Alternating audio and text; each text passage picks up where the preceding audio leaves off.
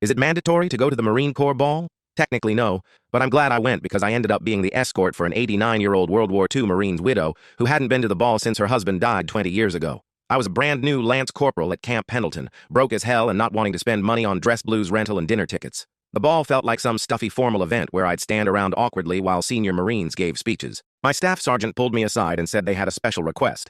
Mrs. Dorothy Patterson, whose husband served in the Pacific Theater, had asked if a young Marine could escort her to the ball. She'd been going every year with her husband until he passed in 2003. Her grandson had reached out to our unit, saying his grandmother missed the tradition but felt awkward going alone. She wanted to honor her husband's memory, but needed someone in uniform to accompany her as her Marine escort. I figured it would be small talk with an elderly lady, but I agreed because it seemed right. When I picked up Mrs. Patterson, she was wearing an elegant navy dress with her husband's Purple Heart pinned to her purse. The moment we walked into the ballroom, everything changed. Mrs. Patterson wasn't some fragile old lady, she was Marine royalty. Every senior Marine in the room knew her husband's name and service record. She'd been part of the Marine family for over 60 years. She introduced me to colonels and sergeants major like I was her grandson, telling them how proud she was of her young Marine. She knew more Marine Corps history than our drill instructors and had stories about every tradition. During the reading of the birthday message, Mrs. Patterson started crying quietly. She told me her husband had read those same words at dozens of balls, and hearing them again brought back memories of him in dress blues. The most incredible moment came during the cake ceremony.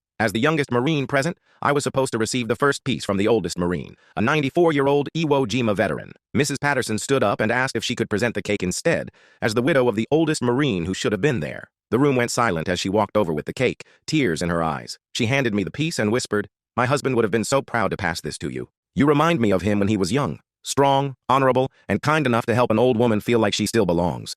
As we danced to the Marine Corps hymn, Mrs. Patterson told me that coming with me had helped her feel connected to her husband again. Sometimes the most important mission isn't the one you expect.